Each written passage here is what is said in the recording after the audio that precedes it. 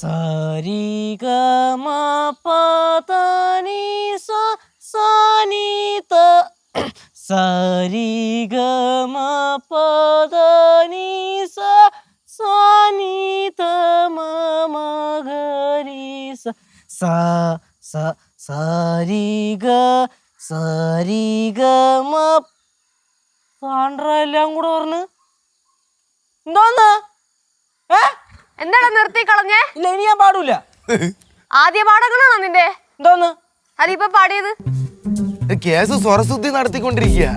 Case എന്നെ കളിയാക്കില്ല പറ. എല്ലാത്തിനും വിളിച്ചോണ്ട് പോയേ പറഞ്ഞ എന്റെ മൂട് കളയാനായിട്ട്. എന്റെ സ്പിരിറ്റ് പോകും കേട്ടാ. ഒന്നുമില്ലെങ്കിലും പഠിക്കണമെന്നുള്ള ആഗ്രഹമുള്ളതുകൊണ്ടല്ലേ ഞാൻ ഇരുന്ന് പഠിക്കണേ.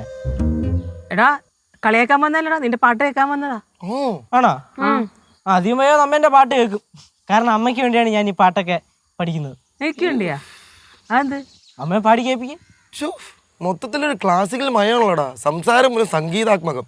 കേശേ, ഞാനൊരു കാര്യം പറയാം. കുറച്ച് നാള് പാട്ട് പഠിക്കാൻ പോയതിന്റെ ഇതിൽ പറയാണ്. ഇവിടെ കിടന്ന് ഷോ കാണിച്ചണ്ടല്ല. ഒരിക്കലും ഇല്ല. ഞാനൊരു ചോദ്യം ചോദിക്കട്ടെ. ഈ കർണാടക സംഗീതത്തിന്റെ പിതാമഹൻ ആരാണ്? അറിയാം, പുരന്ദരദാസൻ. കറക്റ്റ്. ഈ മായാ ഗൗള മാളവ ഗൗള രാഗം. ആ രാഗത്തിൽ നിന്നല്ലേ സംഗീതം പഠിക്കാൻ ഏറ്റവും എളുപ്പം. ആളറിവിൽ ജ്ഞാനിയാണല്ലോ അമ്മ. അത് മാത്രമല്ല, ശ്രുതിയും താളവും അതാണല്ലോ എല്ലാത്തിനും അടിസ്ഥാനം. ശ്രുതി സംഗീതത്തിൽ അമ്മയാകുമ്പോൾ താളം അഥവാ ലയം അച്ഛനാവുക എന്നാണല്ലോ. ശാസ്ത്രീയ സംഗീത സമുദ്രത്തിൽ കേശു മുങ്ങിത്തപ്പി പവിഴങ്ങൾ പെറുക്കാൻ തുടങ്ങിയിരിക്കുന്നു. അശ്വരം തന്നെ. അമ്മ എന്നെ വിളിച്ചോണ്ട് പോയേ. വിളിച്ചോണ്ട് പോവാമ്മ. എടാ അവൻ എല്ലാ കാര്യങ്ങളും ചെയ്തതിന്റെ ഇടക്ക് ഇങ്ങനത്തെ ഒരു അറ്റംപ്റ്റ് കൂടെ നടത്തുന്നില്ലേ? അത് വലിയൊരു കാര്യമല്ലേ? അങ്ങനെ പറഞ്ഞോടമ്മ. അല്ലാതെ എന്നെ ഇങ്ങനെ കളിയാക്കാൻ നിന്നാലേ ചിലപ്പോ ഈ പരിപാടി തന്നെ ഞാൻ നിർത്തിക്കളയും. എടാ യേശുവേ, ആരും ആരെ കളിയാക്കരുതെന്ന് എല്ലാരും പറയും. പക്ഷെ മനുഷ്യന്മാരല്ലേ, നമ്മൾ ഇന്ന് കളിയാക്കും, നാളെയും കളിയാക്കും, മറ്റന്നാളും കളിയാക്കും. അതങ്ങനെ അങ്ങ് പോവും. പക്ഷെ ഈ കളിയാക്കലുകളിൽ വീഴരുത്. അതാണ് യഥാർത്ഥ വിജയി. വീണേനാ പോയി. സംഗീതത്തിനോടൊപ്പം തത്വശാസ്ത്രം കലക്കി കെങ്കേമം. പക്ഷെ ഈ പാടാനൊക്കെ ഉള്ള കഴിവുണ്ടല്ലോ, അത് ജന്മസിദ്ധനെ നമുക്ക് കിട്ടണം. അപ്പോഴേ കാര്യമുള്ളൂ. ആ ജന്മസിദ്ധനെ കിട്ടുന്ന കഴിവൊന്നുമല്ല. എടാ കല ജന്മസിദ്ധമാണെന്നാടാ പറയണത്. അല്ല, അതിനോട് ഞാൻ പൂർണ്ണമായിട്ട് യോജിക്കുന്നില്ല. ആന്നാടാ അങ്ങനെ? അങ്ങനെ ശരി, ചില കാര്യങ്ങളൊക്കെ നമുക്ക് പഠിച്ചെടുക്കാനും പറ്റും. കല പഠിച്ചെടുക്കാൻ പറ്റൂ? അതുള്ളല്ല. ശരി, ഞാൻ ഇപ്പൊ ഒരു കാര്യം ചോദിക്കാം. അത് ചെയ്യാൻ പറ്റുമെന്ന് പറ. ഇപ്പം ചേച്ചി കഥകളി കളിക്കാൻ പറ്റൂ? ചേട്ടന് പറ്റൂ?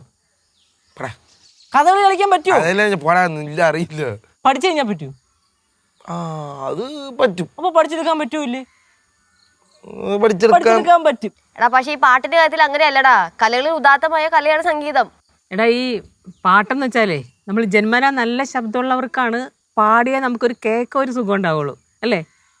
നല്ല ശബ്ദം അല്ലെങ്കിൽ പാട്ട് പഠിച്ചിട്ട് പാടിയാലും അത്ര സുഖമൊന്നും വരില്ല. അത് കുഴപ്പമില്ല, ഞാൻ പാടി തെളിഞ്ഞോളാം. പാടി നല്ല സൂപ്പറായിട്ട് ഞാൻ പാടും. എടാ പക്ഷെ എന്തൊക്കെ പറഞ്ഞാലും ഈ ചട്ടിയിലുള്ളതല്ലേ തവിയിലോട്ട് വരുള്ളൂ. ജന്മസിദ്ധമായ കഴിവുണ്ടെങ്കിൽ പഠിച്ചതുകൊണ്ട് ഗുണമുണ്ട്. നമുക്ക് നോക്കാം കേട്ടാ. ഞാനിപ്പം ഒരു ലോ ലെവല്, അതായത് ആവറേജിനെയും താഴെയാണ് ഞാനിപ്പം സിംഗർ. കുറച്ചുകൂടെ കഴിയുമ്പോൾ ആവറേജിന് മേളി വന്ന് നിങ്ങളെയൊക്കെ ഞെട്ടിക്കും ഞാൻ. നിങ്ങളൊക്കെ കണ്ടോ കേട്ടോ? അത് ശരിയാടാ. ഒരു എല്ലാ കാര്യത്തിനും ഒരു വാശി ഉണ്ടെങ്കിലുണ്ടല്ലോ നമുക്ക് എല്ലാം നേടിയെടുക്കാൻ പറ്റും. മോൻ പാടിക്കോ, പാടി തെളി. ഇപ്പൊ പോയ എല്ലാരും ക്ലിയർ ചെയ്തേ. പഠിക്കട്ടെടാ അവന് സ്വരങ്ങളൊക്കെ പഠിക്കട്ടെ. എന്നിട്ട് വരും നല്ല പാട്ടുകാരനായിട്ട്. കളിയാക്കലേ ലച്ചു, നിരുത്സാഹപ്പെടുത്തല്ലേ? കണ്ടിന്യൂ. ശരി.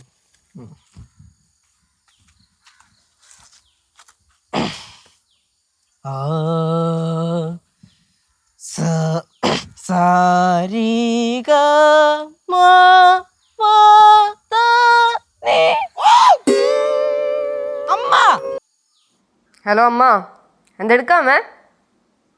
ഭക്ഷണം കഴിച്ചോ? മരുന്നൊക്കെ കറക്റ്റ് സമയത്ത് കഴിക്കുന്നുണ്ടോ? എന്തുണ്ടാക്കിയെന്ന്?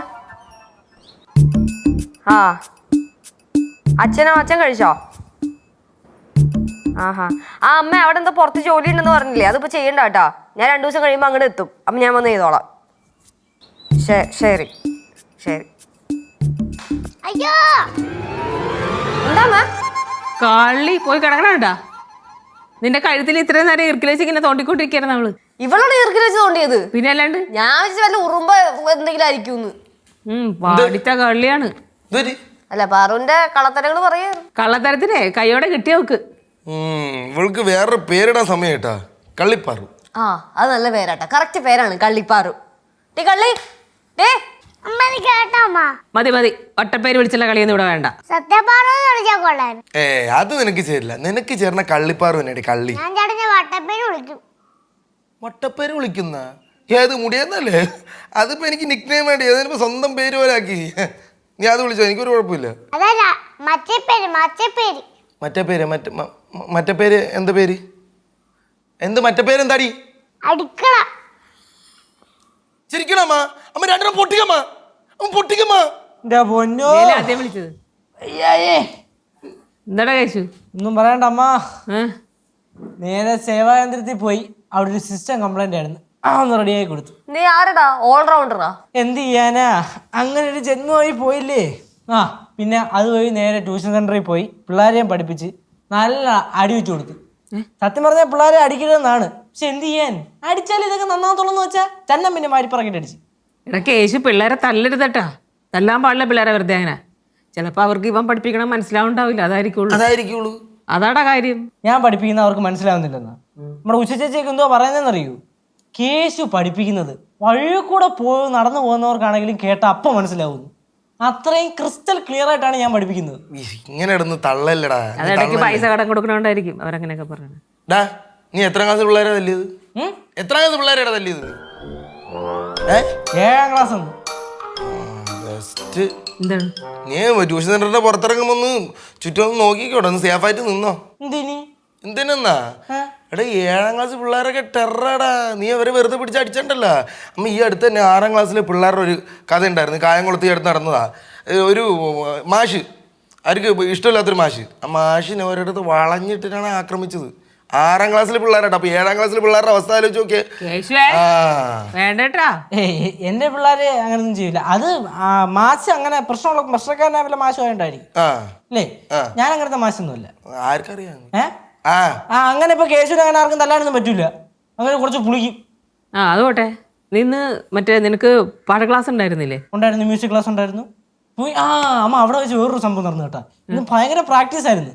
അപ്പൊ പ്രാക്ടീസ് ഒക്കെ കഴിഞ്ഞപ്പോ ടീച്ചർ പറഞ്ഞ്, കേശു നീ പാടുമ്പോ അതായത് പാടി നിന്റെ സൗണ്ടില് വേരിയേഷൻ വരുന്നുണ്ട്, നല്ല സൂപ്പർ കിളിനാദമായി വരുന്നുണ്ടെന്ന് പറഞ്ഞു. ചേട്ടാ സത്യമായിട്ടും ചേട്ടാ ഉള്ള കാര്യം തന്നെ, എനിക്കത് ഫീൽ ചെയ്യുന്നുണ്ടെന്ന്. അമ്മ പിന്നെ വേറൊരു കാര്യം കൂടെ ടീച്ചർ പറഞ്ഞ്, തണുപ്പ് തൊട്ടുകൂടെന്ന് പറഞ്ഞു.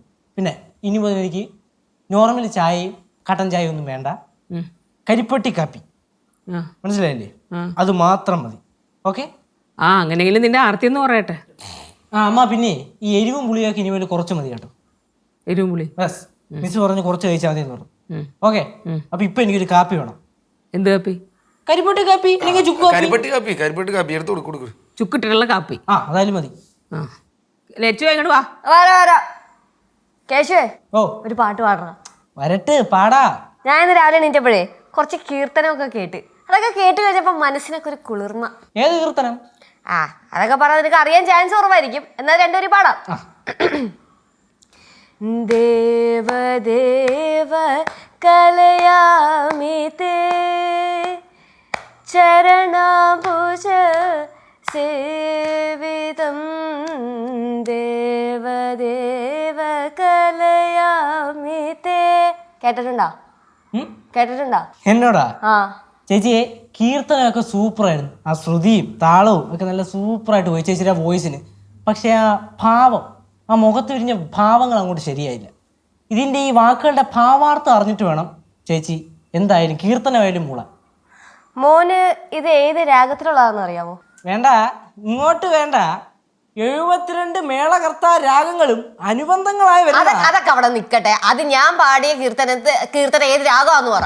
ഏത് രാഗമായാലും ഭാവം ശരിയായില്ല. ഇവനെ ഞാൻ